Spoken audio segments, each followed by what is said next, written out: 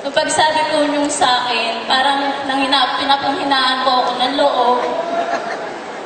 Tapos po, bali po 4 years po akong nagsasuffer dito sa sakit na to.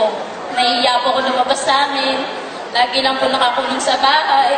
Kasi po, pinandidirihan po ako ng mga tao. Kasi po, yung katawan ko po may sugat.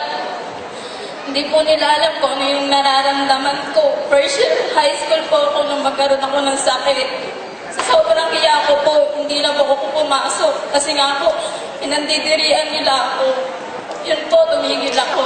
Tapos, nung balik po nung hindi po inangasahang araw po,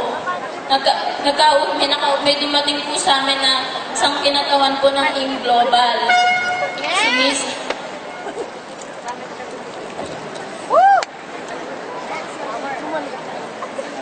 Si Mrs. Mylene Baclor po, at saka si Mr. Bob Dejita. Ano po siya, galing under Dream Team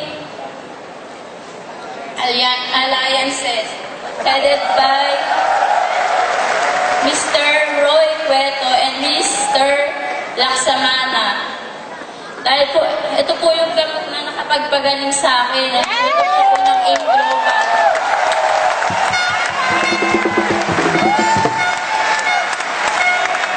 Ito po yung C24/7.